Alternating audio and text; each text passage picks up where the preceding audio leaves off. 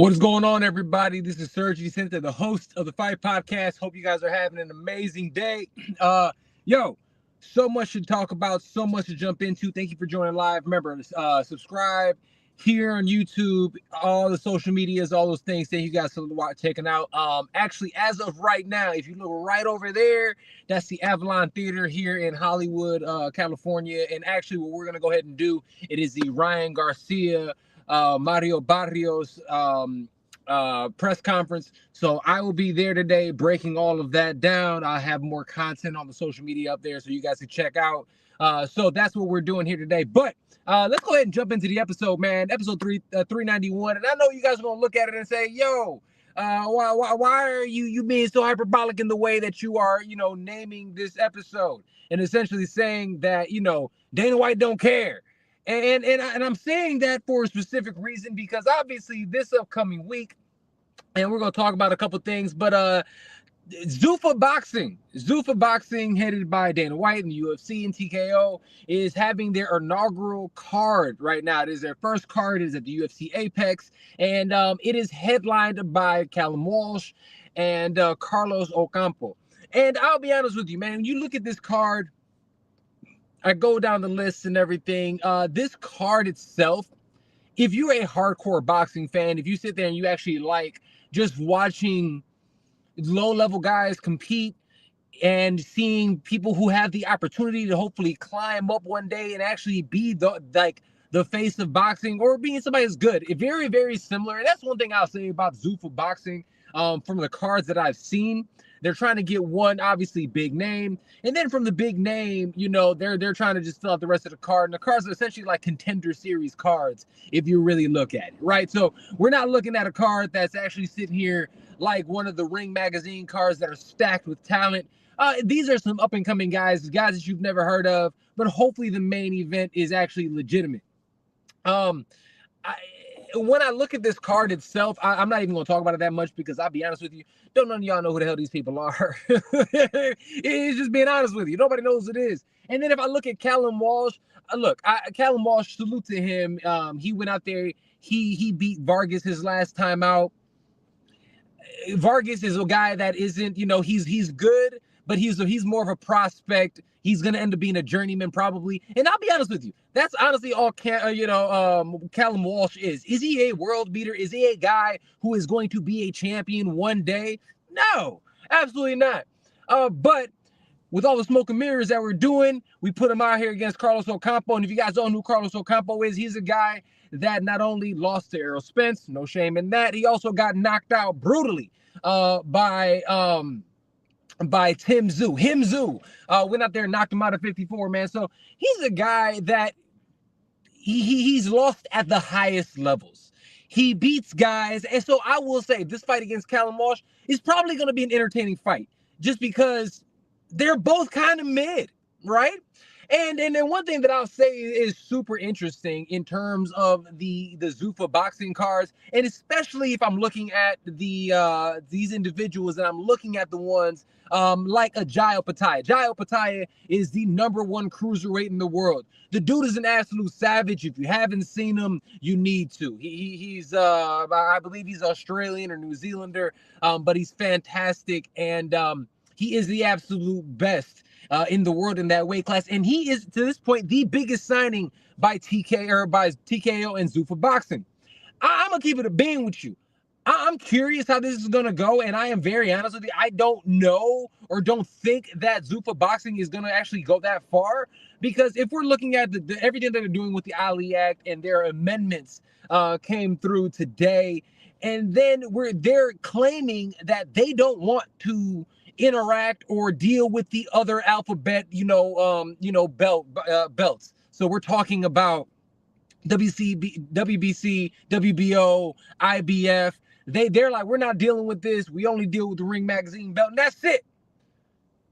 In concept, that makes sense. I'm here for it, but I'm still, like I said, I have Grisham, what's up? Salute to everybody who's joining live. Thank you guys so much for joining live. Like, share, and subscribe. Let people know about the absolute best show in all of pro wrestling, or all the combat sports. Here we talk pro wrestling, we talk everything.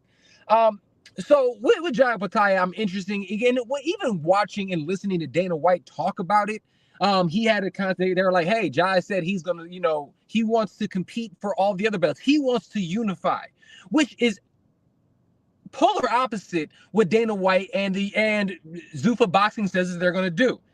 So now they're going back and they're like, well, we might end up doing X, Y, and Z and everything. So what you're telling me is that essentially you guys are going to end up being just like everybody else.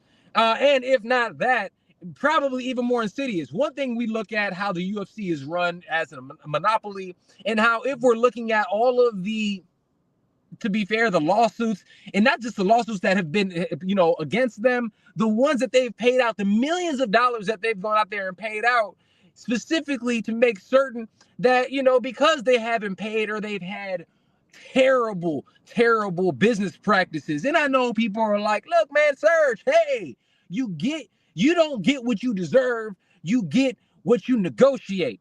But we're dealing with individuals that are negotiating in bad faith.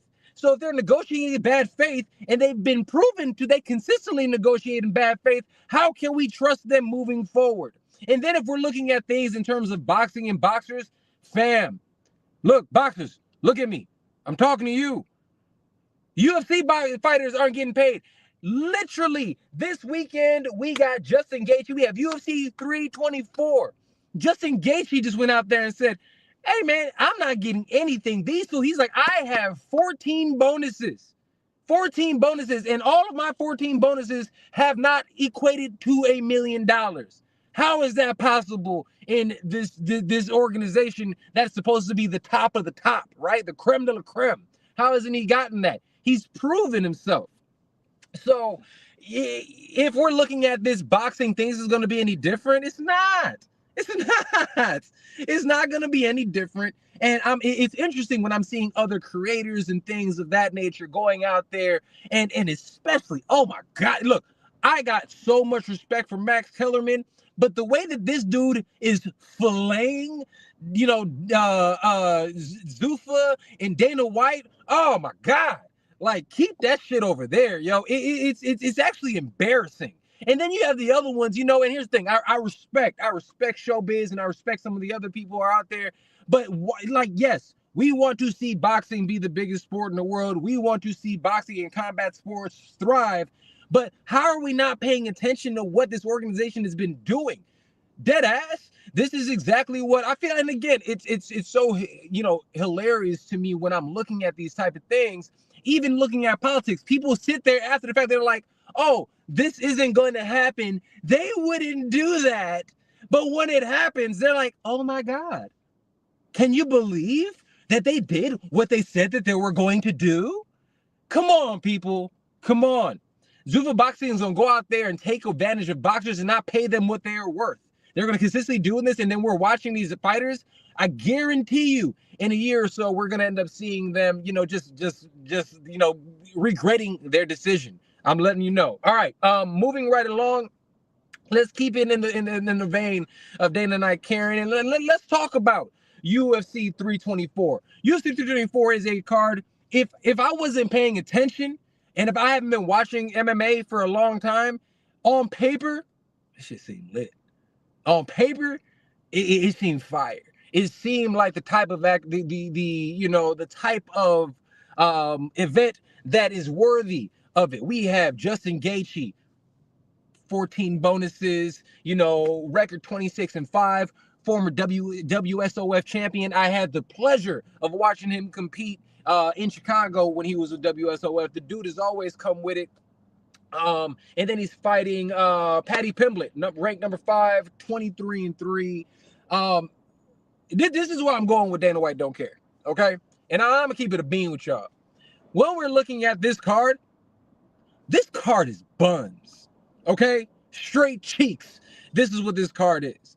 And if we're looking at it, it has some name recognition. But again, let's look at Paddy Pimblett, somebody that, essentially, we are, again, we love pro wrestling here. People always used to say that Roman Reigns was force-fed to us. We didn't like Roman at the time because he was force-fed. He was the company guy, right? Well, it's the same thing. Paddy Pimblett is that company guy. Paddy Pimblett, in the last 3 years, has only fought once a year. Not only is he only fought once, and granted, this is an interim championship fight, right? This is for a belt. One time in the last 3 years. Let's talk about the individuals that he's actually fought against. We'll start with it. Tony Ferguson, washed. Bobby Green, I love Bobby Green, my G, washed.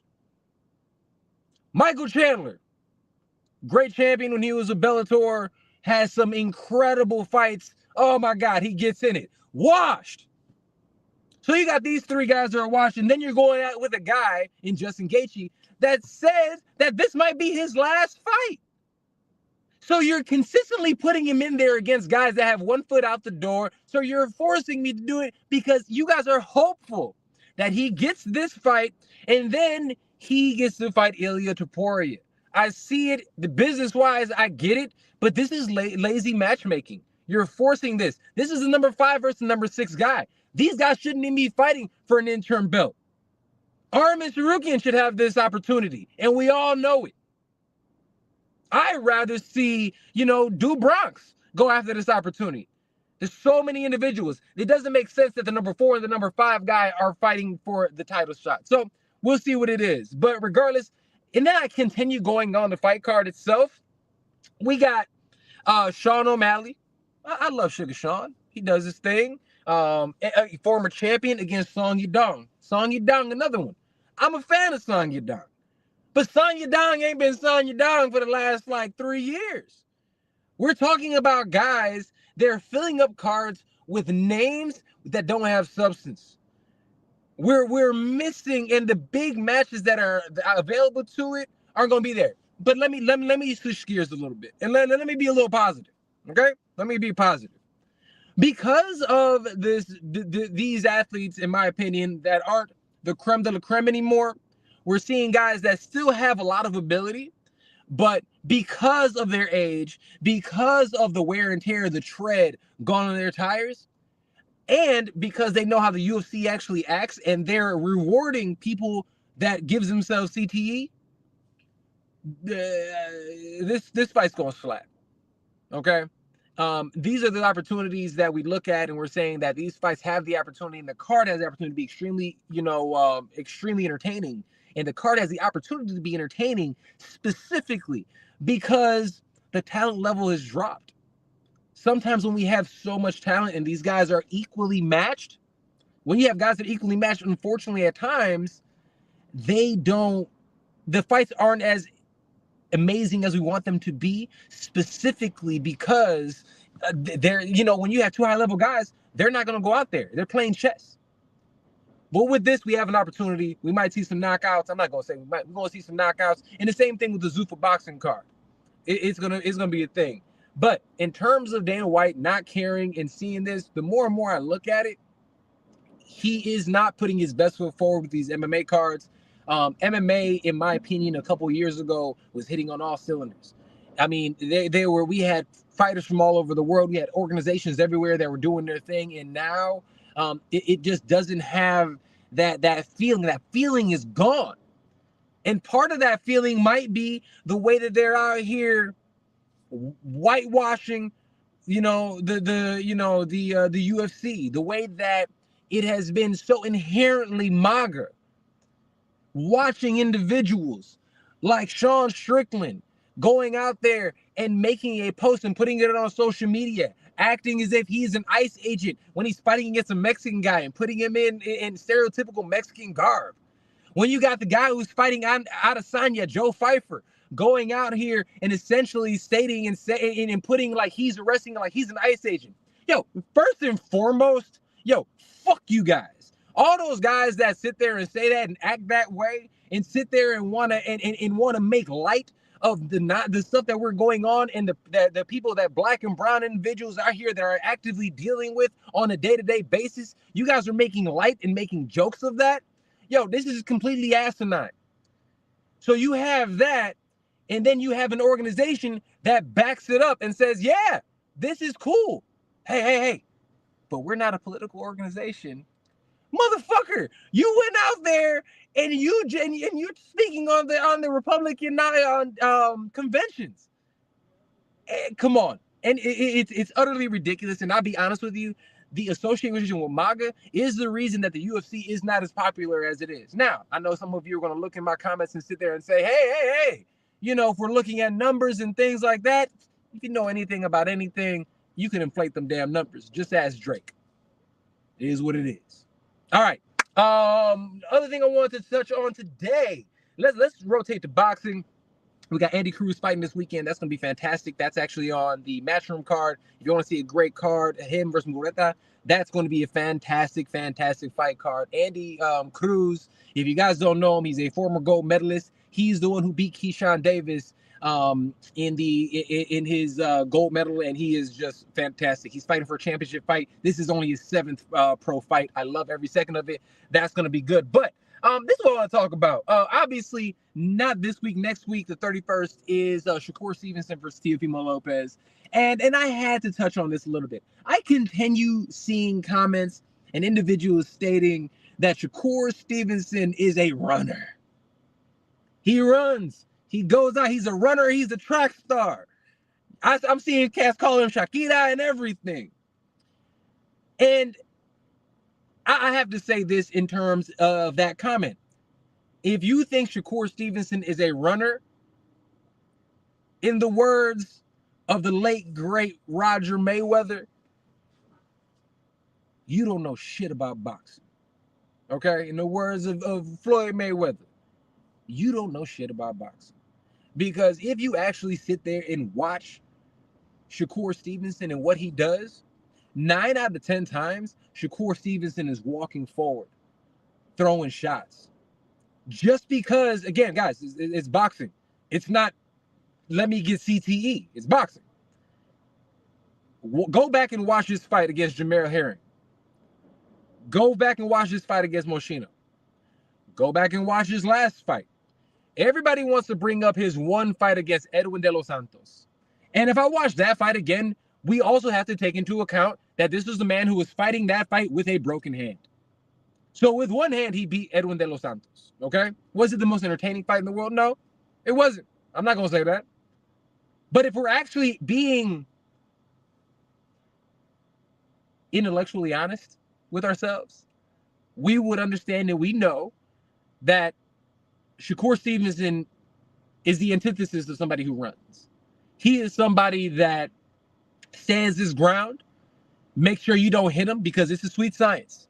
You're moving, you're slipping, and he doesn't allow people to do them. Now, does he at times put himself in bad positions and he's been hurt because of that? Absolutely. He jumps straight back sometimes. That puts him out of position. But in his last fight, is that we notice he's slipping, he's catching, he's right there. If we look at all the other fights, he's literally walking down throwing bombs. So if you're calling him a runner, bro, you're just being lazy. It's lazy. It's super lazy to sit there and call it. Again, you're proving to me that you actually don't watch the sport. You don't watch the sport. You don't watch this athlete, but you're active on Twitter. You're active on Twitter. You're active online, and you have you enjoy shitting on athletes when you will never say that stuff to their face. Me? I say stuff to their face. That's why I'm being honest. When I say I'm talking to their face, Avalon Theater, I'm about to go talk to Ryan Garcia and all them boys right now. I'm literally about to walk in there and talk to all those fighters and all their coaches. And they see me. They know who I am. So I have to be honest because I will be in their face. But since some of y'all ain't going to be in nobody's face, you guys get to talking real crazy online. Watch the sport. Understand the sport. Love the sport. Okay? Be fun. Talk shit. That's a part of it. But respect the athletes. And let these fools, again, they're actually there entertaining us. Take your time. Understand different styles. One thing I can't stand where people shitting on UFC and MMA talking about the grapplers. Such and such is boring. Are you kidding? Do you see the dominance? And then this is martial arts. Boxing is a form of martial arts, man. Enjoy every aspect of it and enjoy greatness while it's here, man. So, you know, salute to all you guys. We're about to go to this Young Media Day and enjoy that. But this weekend, we have a bunch of fights. Obviously, UFC 324. We have that in Vegas. We also have Zuffa Boxing. We'll be breaking that down next week. I'll talk about the entire card there. We also have talk about the the Andy Cruz fight card, and we'll be prepping for the Shakur TO fight card as well, which is on the 31st. So a lot of good fights coming up, man. MMA, boxing, MMA is full back. Boxing is in full swing, man. And hey, man, this is what it is. I love y'all. I'm Serg Vicente, the host of the Fight Podcast. Please like, share, and subscribe. Yo, I've really been appreciating everybody's love on social media. If you guys also have an opportunity, check out on Netflix, WWE Unreal. Your boy got a feature on there. They got a clip, man. It was real cool. A couple months ago, the WWE reached out to me. That we were talking about Naomi on our boxing, our pro wrestling show here on the Fight Podcast Network, and it was fantastic, man. So they put it up there. We got a nice little feature. Your boy put the button on the segment, man. So check us out. We're on WWE Unreal episode 2, talking about Naomi. I think it's like the 31-minute mark or something like that. I'm on there, man. So, but we're on there. So salute to y'all. I love y'all, and we will see you next time right here on the Fight Podcast. Peace out.